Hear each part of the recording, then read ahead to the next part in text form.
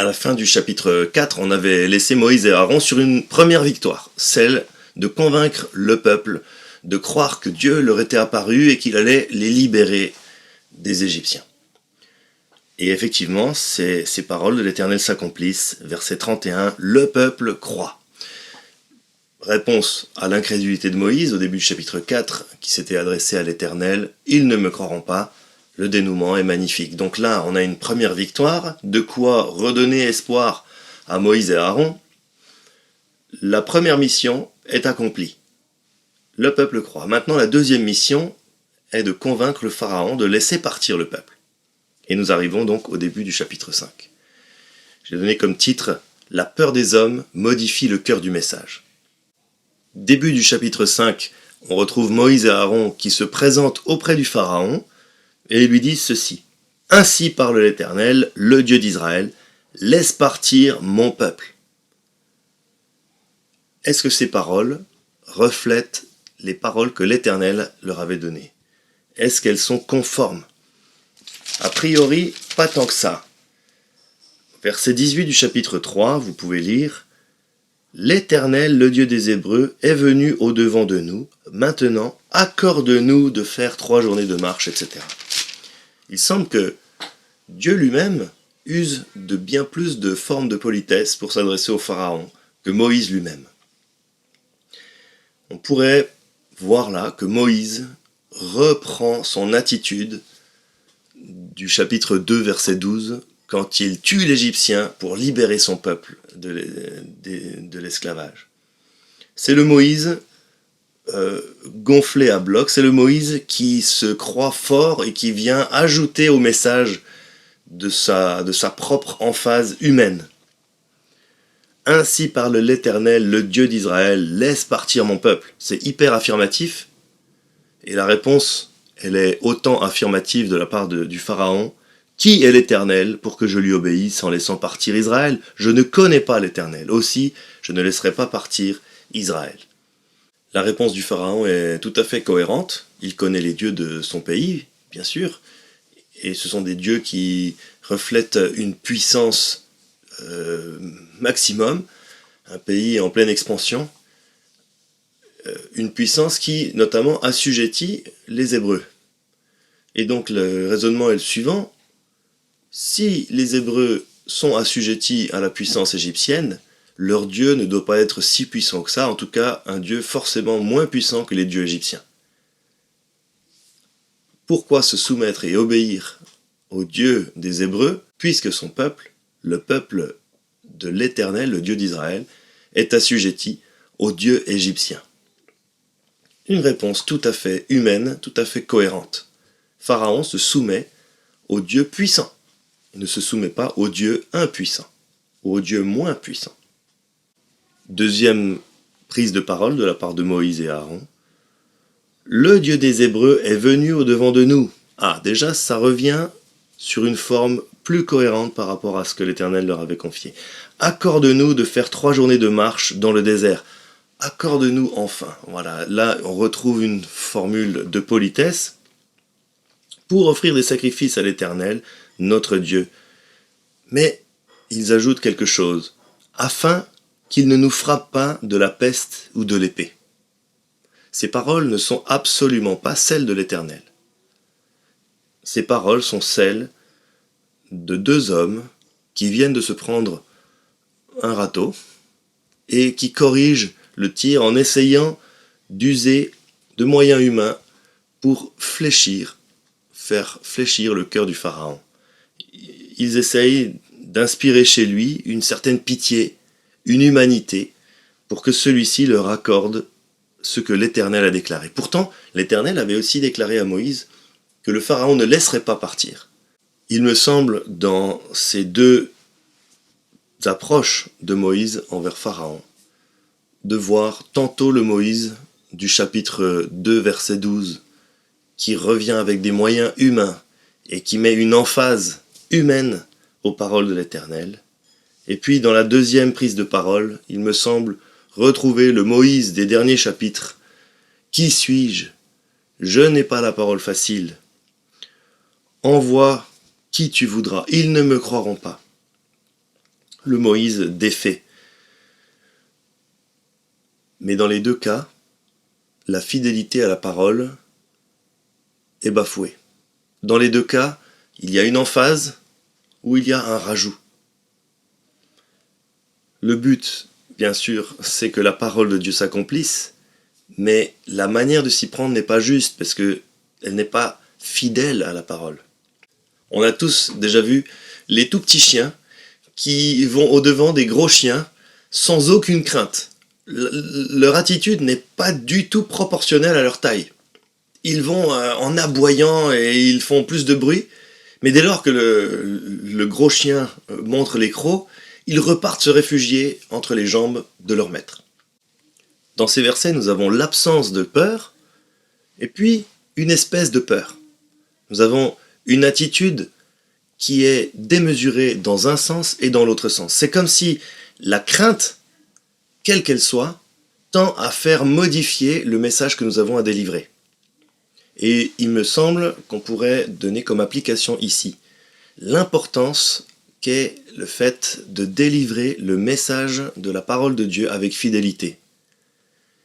Ce message de l'Évangile n'a pas besoin que nous y apportons notre suffisance, notre assurance humaine. Ce message de l'Évangile de Dieu, de la bonne nouvelle, n'a pas besoin non plus d'inspirer pitié pour recevoir chez l'auditeur l'approbation.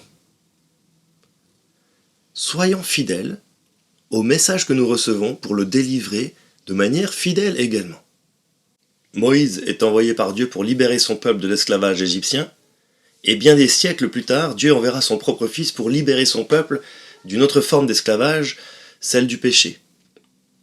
Dans cette humanité parfaite qu'est celle de Jésus-Christ, nous trouvons dans les évangiles que ces paroles reflètent parfaitement les écrits de l'Ancien Testament, reflètent parfaitement les écrits des prophètes.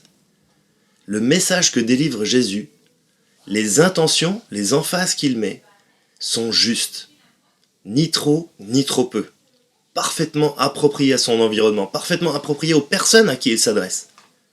De notre côté de l'histoire, nous voyons que nous ressemblons certainement plus à Moïse et à Aaron qu'à Jésus-Christ. Ce passage nous encourage à nous poser la question de nos craintes. De qui avons-nous peur? Que craignons-nous? Si les craintes influencent sur le message que nous délivrons, alors peut-être qu'en réglant ces craintes-là, peut-être qu'en nous tournant vers Dieu, le message que nous délivrons a des chances d'être délivré de manière plus fidèle. En tout cas, c'est ce vers quoi nous voulons tendre. Nous voulons tendre vers le reflet le plus juste possible de l'Évangile, de la bonne nouvelle de Dieu, le reflet de la personne même de Dieu, le reflet de Jésus-Christ. Et nous avons du travail. La fin de notre section des versets 1 à 4 se termine avec la réponse du Pharaon à Moïse et à Aaron, qui leur dit « Pourquoi détournez-vous le peuple de son ouvrage? Allez à vos travaux. » C'est ainsi que la parole de l'Éternel s'accomplit, lui qui avait déclaré à Moïse « Le Pharaon ne laissera pas aller mon peuple. » Effectivement, le Pharaon ne laisse pas aller le peuple. Et ça ouvre à la section suivante, des versets 5 à 21, avec le titre suivant « L'homme endurci sème la peur dans les cœurs ». En résumé, le Pharaon, suite à cela, demande au peuple hébreu de produire autant de briques qu'auparavant, sans toutefois avoir accès à la paille nécessaire pour la construction de ces briques. Et qu'est-ce que cela engendre dans le cœur des Hébreux? De la peur. Les commissaires hébreux, au verset 15, se rendent auprès de Pharaon pour lui faire part de leur difficulté d'accomplir ce qu'il leur est demandé. Et le Pharaon leur répond de la même manière qu'il a répondu à Moïse et à Aaron. Vous êtes des paresseux, des paresseux. Voilà pourquoi vous dites, allons offrir des sacrifices à l'Éternel. Maintenant, allez à votre tâche. Les commissaires israélites s'en réfèrent naturellement à la hiérarchie humaine. En sortant de cette entrevue avec le Pharaon, ils voient Moïse et Aaron et ils vont délivrer un message qui reflète bien de la colère, de la peur, de la crainte. Ils leur disent ceci, verset 21, « Que l'Éternel vous regarde et qu'il juge. Vous nous avez rendus odieux au Pharaon et à ses serviteurs, Vous avez mis une épée dans leurs mains pour nous tuer. » Voilà comment les commissaires considèrent Moïse et Aaron. Ils les considèrent avec un regard totalement responsable de cette situation. Quand on revient au verset 31 du chapitre 4, où il est dit que le peuple crut, ils apprirent que l'Éternel avait visité les Israélites, qu'il avait vu leur misère, et ils s'inclinèrent et se prosternèrent. On peut se demander qu'est-ce qui a changé entre le verset 31 du chapitre 4 et le verset 21 du chapitre 5. Bien, nous le savons, c'est les ordres d'un roi, d'un pharaon tyrannique, qui a semé la panique, qui a semé la peur dans les cœurs. Ça démontre aussi que les commissaires n'ont pas une vision divine de ce qui est en train de se passer, mais plutôt une vision humaine, une vision assez platonique. Ils voient l'action et la réaction. Moïse et Aaron qui vont voir le pharaon, et l'ordre du pharaon qui en découle. Au point qu'ils rendent Moïse et Aaron responsables entièrement de cette situation. Ils vont même invoquer l'Éternel comme juge sur Moïse et Aaron par rapport à cette situation. Et la raison qui est au cœur de leurs propos, c'est d'avoir été rendu odieux au pharaon et à ses serviteurs. Ces paroles laissent entrevoir que la vision des commissaires israélites est plutôt celle d'un Dieu qui est à leur service. Un Dieu qui doit leur être favorable pour qu'ils aient l'approbation humaine. En quelque sorte, pour que leur vie soit moins pénible. Et finalement, c'est ce que nous pouvons expérimenter nous aussi, par rapport à l'injustice, par rapport aux situations qui nous dépassent. Notre manière de réagir démontre de manière visible les réalités spirituelles invisibles, démontre le fondement de notre cœur, de notre confiance. En qui plaçons-nous notre confiance? Qui est notre rocher? Quelle est notre sécurité? Et selon ces réalités spirituelles invisibles, notre manière de réagir visible va exprimer ces choses. Nous entrons dans la dernière section de notre passage, des versets 22 au verset 1 du chapitre 6, avec ce titre « Dieu rassure le cœur de ceux qui se tournent vers lui ». Suite aux accusations des commissaires hébreux auprès de Moïse et Aaron, Moïse retourne vers l'Éternel. Et c'est vers lui qu'il adresse ces questions. « Seigneur, pourquoi as-tu fait du mal à ce peuple ? Pourquoi m'as-tu envoyé ? Depuis que je suis allé vers le Pharaon pour parler en ton nom, il a fait du mal à ce peuple. Et tu n'as pas du tout délivré ton peuple. » Les questions que Moïse adresse à l'Éternel confirment la position du Moïse que nous avions laissé au verset 3. Le Moïse qui est découragé. Et puis face à ces circonstances, il s'adresse à l'Éternel, alors c'est une bonne chose. Mais ces questions démontrent que Moïse n'est pas d'accord avec le déroulement du plan de Dieu. C'est comme si il était en train de refuser la mission que Dieu lui a confiée. C'est une manière de ne pas vouloir assumer son rôle. Ce rôle de l'envoyé de Dieu qui effectivement est en train de rendre la vie plus dure à son peuple. Moïse ne veut pas de ça. On va voir que Dieu répond. Heureusement, Dieu répond avec patience à Moïse. L'Éternel dit à Moïse, « Tu verras maintenant ce que je vais faire au Pharaon.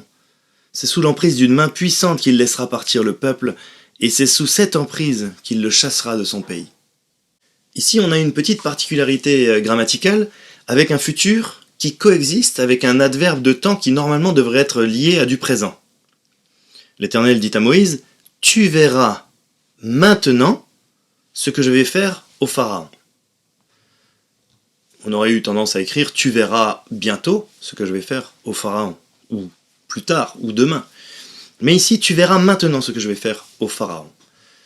C'est comme si Moïse aurait voulu voir l'accomplissement complet de l'œuvre de Dieu. Cette manière de répondre à Moïse l'encourage à la patience, mais l'encourage aussi dans le fait d'être rassuré.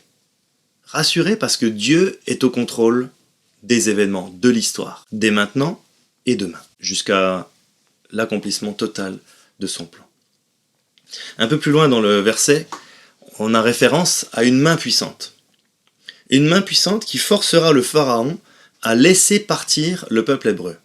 Et l'ironie, c'est que cette main puissante c'est Pharaon lui-même qui se considère être la main puissante. Il considère même que le Dieu des Hébreux est un Dieu impuissant. Mais ici, Dieu est en train de dire que ce Dieu considéré comme impuissant par Pharaon se révélera être le Dieu puissant. On a donc un renversement de la situation, des choses considérées comme faibles qui deviendront puissantes, et des choses considérées comme puissantes aux yeux humains, au regard humain, qui seront alors révélées être faibles. Nous sommes là devant un thème théologique qui va traverser les Écritures et qui va être pleinement accompli dans la personne de Jésus-Christ.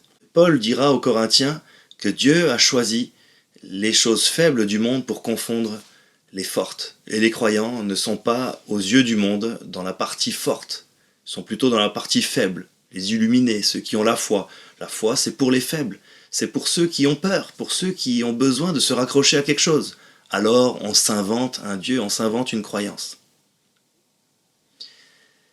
Au début de cette prédication, j'avais pris l'illustration des médias qui nous assaillent, particulièrement en ces temps de pandémie, et qui peuvent faire naître en chacun de nous une anxiété, qui peuvent faire naître des craintes, de la peur.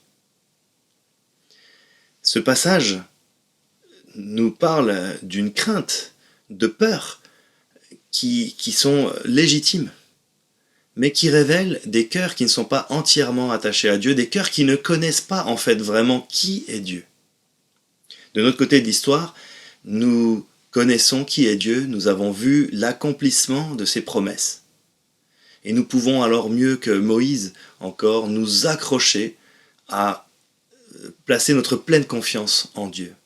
Cela suscite de notre part la foi en Dieu, et ça suscite aussi que l'on fixe notre regard vers Dieu, vers le fait qu'il est au contrôle de l'histoire, et cela nécessite rien de moins que de le connaître, que d'expérimenter cette confiance en lui. Ça passe par la lecture de la parole, la prière, l'encouragement les uns avec les autres. Alors, c'est mon souhait pour chacune et chacun d'entre nous que nous puissions cheminer encore plus dans la connaissance de Dieu, de qui est Dieu, et que cela participe à nous permettre de vivre ces événements dans le calme et dans la confiance. Que le Dieu de paix, le Dieu qui rassure, vous octroie sa paix, son assurance de sa présence avec vous chaque jour, et qu'il vous garde, qu'il vous bénisse, chacune et chacun dans vos familles. Amen.